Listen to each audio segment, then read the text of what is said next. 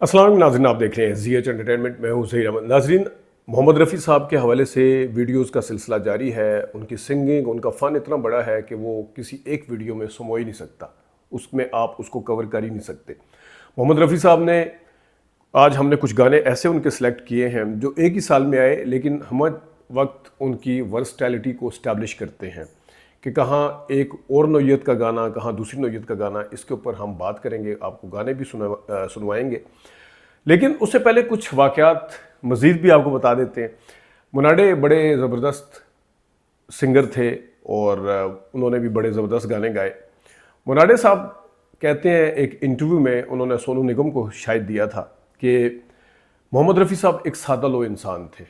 मोहम्मद रफ़ी साहब को पेचो खम नहीं आते थे। फिर उन्होंने एक मिसाल दी कि मुनाडे को पतंगबाजी का शौक़ था और मोहम्मद रफ़ी साहब को भी पतंगबाजी का शौक़ था। मुनाडे ने कहा कि हमने अपनी अपनी छतों के ऊपर खड़े होकर पतंगबाजी शुरू की और हमने पेच लड़ाए, और जब भी मैं पेच लड़ाता था मोहम्मद रफ़ी साहब अपनी पतंग हार जाते थे, यानी कि कटवा लेते थे, उनकी पतंग कट जाती थी। मुनाडे कहते हैं कि उनको, वो सादा लो आदमी थे, उनको पेचो खम नहीं आते थे, उनको पेच लड़ाना नहीं आता था। ये बात उन्होंने सिर्फ पतंगबाजी के हवाले तक नहीं कही, उनकी इस बात के अंदर बहुत गहराई है। क्योंकि हम ये पेचो खम का जो वर्ड है वो ऐसे मौक़ों के लिए इस्तेमाल करते हैं कि अगर कोई इंसान इस तरह की चीज़ें जानता है, चालाकियाँ, किसी के साथ साजिशें करना, किसी के साथ झगड़े करना, या किसी के साथ छुप छुप के एक महलाती साजिश जिसे कहते हैं वो करना, तो वो रफ़ी साहब को नहीं आता था। ये एक पतंग तो वो कटवा लेते थे। लिखने वाले ने लिखा कि मोहम्मद रफ़ी साहब के का जो फ़न था वो कभी पतंग की तरह कटा नहीं, उनकी पतंग कभी ज़मीन पर नहीं आई, बल्कि वो पतंग हवा में लहराती रही और अपना फ़न बखेरती रही, वो कभी ज़मीन पर नहीं आई। इसी हवाले से एक और मैंने पिछली दफ़ा एक आपको किस्सा सुनाया था दीदारे यार का। उसके अंदर एक तो माज़रत, मैं जल्दी में स्लिप ऑफ टंग था, मैं शशि कपूर कह गया था, ऋषि कपूर साहब थे, लेकिन उस फिल्म के जितेंद्र क्योंकि प्रोड्यूसर थे। और उसकी मज़ीद डिटेल हमें पता चली है कि किशोर कुमार के जो सेक्रेटरी थे वो अब्दुल नाम था उनका। और उस फिल्म के लिए जब गाने गाए गए, वो फिल्म क्योंकि 4 साल की ताख़ीर का शिकार रही। उस फिल्म का गाना किशोर कुमार साहब ने और रफ़ी साहब ने भी बाद में भी गाया। रफ़ी साहब का एक शुरू में रिकॉर्ड हो गया था, फिर वो ताख़ीर का शिकार होगी, अल्तवा का शिकार होगी, रुक गई।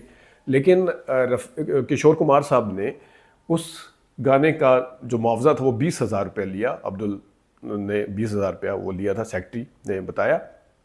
लेकिन मोहम्मद रफ़ी साहब के जो सेक्रेटरी, जो उनके साले भी थे ज़हीर, वो जब मुआवजा लेके आए दूसरे वाले गाने का, तो मोहम्मद रफ़ी साहब ने उनको वापस भेजा। उन्होंने कहा आप जितेंद्र के पास वापस जाएं और मेरी बात करवाएं। सेक्रेटरी ज़हीर जो कि उनके रिश्तेदार थे वो वापस गए और उन्होंने जाके मोहम्मद रफ़ी साहब की बात करवाई जितेंद्र साहब से। जितेंद्र को प्यार से वो जीते कहते थे, जीते कहते हो, जीते तेरे को इन्ने पैसे आ गए ने कि तू इन्ने वध पैसे भेज रहे, इन्ने पैसे तेरे को आ गए। उन्होंने कहा क्या हुआ? और कहा जी मैंने पहला गाना आपका 4,000 में गाया था, अब आपने 20,000 रुपया भेज दिया। तो उन्होंने 16,000 रुपया वापस कर दिया। Can you imagine? 16,000 वापस करना एक बड़े दिल जगरे का काम है उस ज़माने में, जिस ज़माने में उसकी कदर कीमत भी बहुत ही ज़ाहिर उस टाइम के हिसाब से, यानी कि उससे 3 गुना कम मुआवजा उन्होंने अपने पास रखा, वापस भेज दिया। 4 देख लें, अब आपके सामने है। और फिर नौशाद साहब कहते हैं कि एक फ़िल्म जब कोहिनूर बन रही थी तो उन्होंने एक गाना था, वो उसकी मौसीकी दी। वो गाना जो था वो प्रोड्यूसर को पसंद नहीं आया। उन्होंने कहा जी ये गाना जो है ये हमें पसंद नहीं आया, ये क्योंकि इस गाना बड़ा ढीला है, इसको लोग पसंद नहीं करेंगे। मोहम्मद रफ़ी साहब ने कहा कि आप ये गाना मुझे गाने दें, मैं इसकी कोई फ़ीस यानी कोई मुआवजा आपसे चार्ज नहीं करूँगा। अगर ये गाना हिट हो गया तो फिर मैं मुंह मांगे दाम लूँगा। उन्होंने कहा जी मुझे मंजूर है। प्रोड्यूसर ने वो गाना जो था, वो गाना क्या था ज़रा सुनिएगा।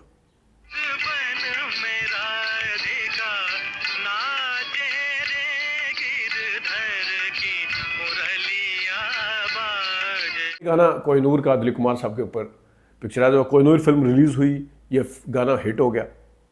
जब हिट हुआ तो प्रोड्यूसर साहब ने आगे सबसे पहले माफ़ी मांगी और कहा जी देखें आप मुझे माफ़ कर दें, क्योंकि मैं सोच रहा था कि शायद ये गाना हिट नहीं होगा, हो गया। अब आप बताएं आपको कितना मुआवजा चाहिए। उन्होंने कहा जी मुझे मेरा मुआवजा मिल गया क्योंकि अवाम के अंदर ये गाना हिट हो गया। अंदाज़ा करें कोई और होता, बड़े बड़ी मिसालें हैं, बड़े बड़े सिंगर हैं जो बड़े खसीस खसलत के मालिक थे, उनके भी किस्से हम आपको सुनाएंगे, लेकिन कोई और होता तो इस मौके से भरपूर फ़ायदा उठाता। लेकिन उनके जहन में और उनके उसमें पैसे से ज़्यादा इज़्ज़त की कदर कीमत और जो एक अवाम के अंदर पजीराई है उसकी कदर कीमत कहीं ज़्यादा थी पैसे के मुकाबले में। तो मोहम्मद रफ़ी साहब ने ये भी किया।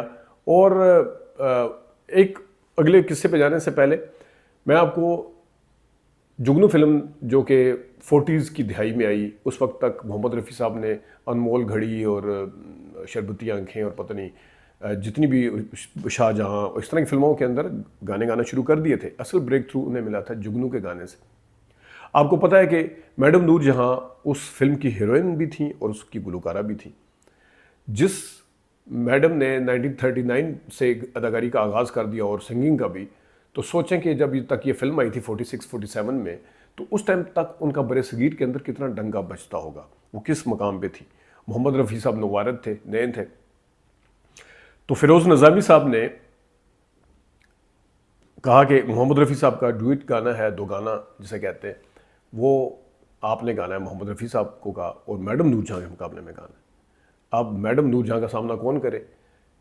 हालांकि फिरोज़ नज़ामी साहब ये गाना पहले JMJ दुरानी या कोई और उस वक्त के दुरानी नाम के सिंगर थे, उनका नाम एग्जैक्ट मेरे जहन में नहीं आ रहा, उनसे गवाना चाहते थे। लेकिन बहरहाल रफ़ी साहब के किस्मत का में ये कोरा निकला और वहाँ पे वो जो गाना था, यहाँ वफा का बदला बेवफाई के सिवा क्या है, ये गाना सुनिएगा ज़रा। यहाँ बदला वफा का बेवफाई के सिवा क्या है। नाज़रीन, इस गाने को शुरू भी मोहम्मद रफ़ी साहब करते हैं। मतलब है, आप देखें, इम्तिहान ज़रा चेक करेंगे, एक इस्टेब्लिश सिंगर और एक्ट्रेस के सामने नो वारद जो है वो गाने का आगाज़ भी वही करेगा, यहाँ वफा का। और इस तरीके से इसमें बड़े अरमानों से दिल में बादों ने घर बनाया था, वहाँ से वो उसकी टोन को चेंज भी करते हैं। से बादों ने दिल में घर। तो ये मोहम्मद रफ़ी साहब थे जिन्होंने जनाब मैडम नूरजहां के साथ गाना गाया और इसको फिर ब्रेक थ्रू मिला, इस गाने की पजीराई हुई। और मोहम्मद रफ़ी साहब इस गाने से बाय द वे मुतमिन नहीं थे, वो चाहते थे कि ये गाना जो है इसको दोबारा गाया जाए, गा सकता हूँ। लेकिन फिरोज़ निज़ामी साहब जो मौसीकार थे, उन्होंने कहा नहीं, मैं सेटिस्फाइड हूँ। ये भी देख लें आप, मतलब सिंगर जो सेटिस्फाइड नहीं है और मौसीकार जो कि होते ही नहीं है मुतमिन किसी से, वो कहते नहीं ठीक है बिल्कुल। तो ये भी था। किशोर कुमार साहब के आने से बिलाशुबा मोहम्मद रफ़ी साहब को फ़र्क पड़ा था, ये एक ओपन सीक्रेट है, क्योंकि किशोर कुमार साहब की जो आवाज़ के अंदर और फिर जो जिस तरीके से वो आवाज़ों को उतराव चढ़ाव करते थे और जो चेंज करते थे, वो उस वक्त का तकाजा भी था। मोहम्मद रफ़ी साहब अपनी जगह थे, लेकिन किशोर कुमार साहब के आने से उनको फ़र्क पड़ा था। इसी वजह से जिस ज़माने में किशोर कुमार साहब का डंका बजना शुरू हुआ, और कुछ मेरिट के ऊपर था, कुछ ज़बरदस्ती भी था, क्योंकि कुछ अदाकारों ने कहा था कि हमारे लिए सिर्फ किशोर कुमार ही गाएंगे। तो मोहम्मद रफ़ी साहब को कंपैरेटिवली थोड़ा सा धचका लगा, उन्होंने बाहर के मुल्कों के टूर शुरू कर दिए। अब उसूली तौर पे तो किशोर कुमार से सबसे ज़्यादा रंजिश होनी चाहिए थी रफ़ी साहब को। यहाँ उठा के देख लें, लता को देख लें, मैडम नूरजहां को देख लें, दुनिया में नहीं है, लेकिन जिस तरीके से उन्होंने धड़ल्ले के साथ और ज़ोर और ज़बरदस्ती के साथ और धौंस के साथ जिस तरीके से उन्होंने कई मौसीकारों को फारिग करवाया, कईयों को थप्पड़ मारे, कईयों के सिंगर्स के फारिग कर दिए जो करियर थे। लेकिन ये थे मोहम्मद रफ़ी साहब। सबसे बड़ा जो उनका कॉम्पिटिटर आया मुकाबले में, उसके लिए वो कैसे खड़े हुए कि उस ज़माने में इंदिरा गांधी का बेटा था संजय गांधी, उन्होंने जनाब साहब एक हुक्म सादर किया कि फ़लाँ जगह सरकारी किस्म की महफिल है, वहाँ पे किशोर दास साहब को बुलाए, किशोर कुमार साहब को। किशोर कुमार साहब, जिस तरह मैंने बताया कि वो पैसे के बगैर कहीं नहीं गाते थे, बिल्कुल। मैंने बताया था ना, चाय ठंडी है और चाय गर्म है, तो चाय अगर ठंडी होती थी वो निकल जाते थे बगैर गाने के, कहते रहते थे जी मिल जाएंगे, कल मिल जाएंगे, नहीं चाय ठंडी है कह के वो चले जाते। तो वो कहीं उन्होंने इनकार कर दिया आने से, क्योंकि वो मुफ्त की महफिल थी। उन्हें है, वो स्ट्रेट फॉरवर्ड थे, बड़े अच्छे। वो इस तरह की खुशामद करना भी नहीं जानते थे, सरकारी महफिलों में जाके किस तरह खुशामद करनी है कि आगे फ़ायदा होगा, असर रसूख इस्तेमाल होगा, वो सीधे सीधे थे अपने उस हवाले से, ये बात उनकी माननी पड़ेगी। तो उन्होंने उनका बाइकआउट कर दिया संजय गांधी ने, क्योंकि वो इंदिरा गांधी का बेटा था। उन्होंने जनाब बाइकआउट करवा दिया। किसी टीवी प्रोग्राम के अंदर, किसी महफिल में उनको इनवाइट नहीं किया जाता था। मौसीकारों ने इनसे हाथ खींचना शुरू कर दिया, डरना शुरू कर दिया। ये क्या है, एक किस्म की पाबंदी लग गई। ये वो टाइम था, मोहम्मद रफ़ी साहब भरपूर फ़ायदा उठा सकते थे। ना भी फ़ायदा उठाते, इसको ना भी भड़काते इस मामले के, इसके ऊपर चुप रह सकते थे। लेकिन वो अपना ही एक बंदा था, मलंग आदमी था वो। उन्होंने जाके जनाब साहब बम्बई से वो दिल्ली पहुंचे, सरकार के पास आए, अपना असर रसूख इस्तेमाल किया, किसी तरीके से संजय गांधी तक मैसेज पहुंचाया, बात पहुंचवाई, और इस तरीके से उन्होंने खुद पाबंदी हटवाई। मोहम्मद रफ़ी साहब की क्या बातें। और फिर अब मैं आपको बताता हूँ 1968 बल्कि, इस ज़माने में उन्होंने क्या क्या किया, ये आपको सुनवाते हैं। एक पहले डुएट सुनाते हैं, दो गाना, जिसमें लता साहिबा उनका साथ दे रही हैं। 1968 है, इज़्ज़त फिल्म का नाम है। ये दिल तुम बिन कहीं लगता नहीं, हम क्या करें। पहले लता साहिबा का सुनिएगा। ये दिल तुम बिन कहीं लगता नहीं, हम क्या करें। मोहम्मद रफ़ी साहब, अगरचे लता जो दूसरा उनका मिसरा है उसमें लता इसी तरह क्या को उठाती हैं जैसे रफ़ी साहब ने, लेकिन रफ़ी साहब ने लता के जो क्या का जवाब दिया है, जिस क्या के साथ, वो अपनी ही एक बात है, हम क्या करें। उसमें सुनिएगा ज़रा। तुम्ही कह दो अब ऐ जाने अदा, हम क्या करें। नाज़रीन, 1968 में एक और फिल्म आई थी, ब्रह्मचारी। इस फिल्म में एक गाना था जिसको लिखा था हज़रत जयपुर ने और अपना शंकर जयकिशन ने इसकी मौसीकी दी थी।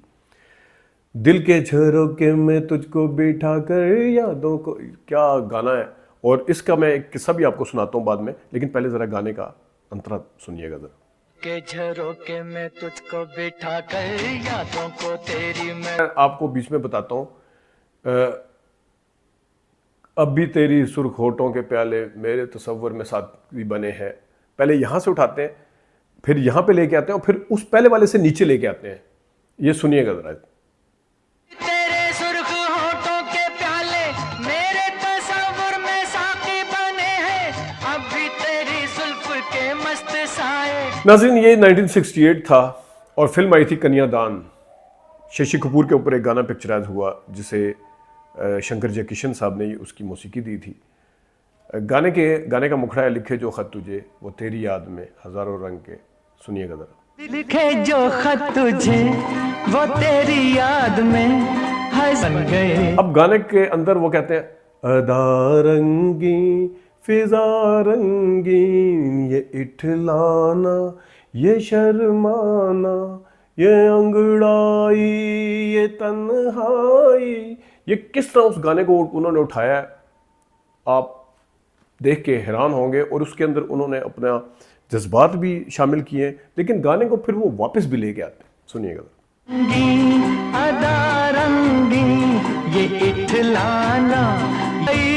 नाजरीन, इसी साल एक और फिल्म आई 1968 में, साहिल लोधियानी साहब ने गाना लिखा, रवि ने उसकी मौसीकी दी। फिल्म का नाम था नील कमल, और गाने के बोल थे जो कि रफ़ी साहब ने खुद अपनी बेटी की शादी के ऊपर भी गाया, वो थे बाबुल की दुआएं लेती जा। ये गाना, इसका मुखड़ा सुनिएगा, फिर मैं ज़रा इसके ऊपर बात करता हूँ। बाबुल की दुआएं लेती जा, जा तुझको सुखी संसार मिले। रफ़ी साहब बेटी की रुखसती का जो गाने के अंदर एक जज्बात है, अब वो कहते हैं आराम की ठंडी छाँव में। यहाँ पे आके छाँव में जब वो कहते हैं, उनके जज्बात एक बाप के काबू से बाहर हुए हैं, लेकिन वो कंट्रोल कर रहा है। आगे वो कहते हैं कांटा भी ना चुभने पाए कभी मेरी लाडली तेरे पाँव में। यहाँ आगे उनके जज्बात जो है जवाब दे जाते हैं, और अगले मिसरे में बिल्कुल ही जवाब दे जाते हैं। देखिएगा, सुनिएगा ज़रा। तेरे जीवन की घड़ियां आराम की ठंडी छाँव में, कांटा भी न चुभने पाए कभी मेरी लाडली तेरे पाँव में। रफ़ी साहब के 1968 के गाने बड़े हैं। मैं गाऊं तुम सो जाओ, ये ब्रह्मचारी का गाना है। फिर आज पुरानी राहों से कोई मुझे आवाज़ न दे। ब्रह्मचारी के और गाने भी बड़े अच्छे हुए थे। गलबन उसका एक और गाना भी था, हम काले हैं तो क्या हुआ दिल वाले। यहाँ से मोहम्मद रफ़ी साहब को कहाँ जनाब लिखो जो ख़त तुझे जैसा रोमांटिक गाना, कहाँ बाबल की दुआएं जैसा गाना, कहाँ ब्रह्मचारी का एक टूटा हुआ दिल के साथ दिल के झरोके में तुझको बिठा के। वो किस्सा मुझे याद आ गया कि शम्मी कपूर साहब ने जब इस गाने की रिहर्सल और जब ये गाना रिकॉर्ड हो रहा था वो वहाँ पे मौजूद होते थे। एक दो बार ऐसा हुआ, एन इवनिंग इन पेरिस में शायद था कि वो यहाँ पे नहीं थे, और गाने रफ़ी साहब को पता था कि शम्मी कपूर साहब पे होना है, तो रफ़ी साहब उसी हिसाब से गाते थे। लेकिन वो हमेशा रिकॉर्ड उस पर, ये भी एक जज्बा था शम्मी कपूर साहब का कि वो वहाँ पे मौजूद रहते थे। वो कहते थे क्योंकि इन्होंने गाना है, मेरे पे पिक्चराइज होना है गाना, तो मुझे पता होना चाहिए मैंने इसको कैसे शूट करवाना है, कैसे फिल्माना है। तो जब इन्होंने वो दिल के झरोके में गाना गाया, दिल के झरोके में तुझको बिठाकर, तो उन्होंने कहा कि आप इसको एक सांस में क्यों नहीं गाते। अब वो कहते हैं ना, मेरी मोहब्बत को ठुकरा दे चाहे मैं कोई तुझसे ना शिकवा करूँगा। अब वो मतलब है कि सांस तोड़ते हैं बार बार ना, तो गाने उसकी एक रिक्वायरमेंट थी ज़ाहिर है। तो उन्होंने कहा जी आप एक सांस में क्यों नहीं गाते। मोहम्मद रफ़ी साहब ने मजाक में कहा कि आप चाहते हैं कि मैं मर जाऊं, मेरी सांस उखड़ जाए और मैं एक ही सांस में गाऊं और मेरी सांस ही रुक जाए, क्योंकि गाने की लय आप चेक करें, गाना किस पिच के ऊपर उन्होंने गाया। तो ये मोहम्मद रफ़ी साहब थे। उनके फ़न के हवाले से हम मज़ीद भी बात करते रहेंगे। अपना ख्याल रखिएगा। अभी तक के लिए इतना ही इजाज़त दीजिए। अल्लाह हाफ़िज़।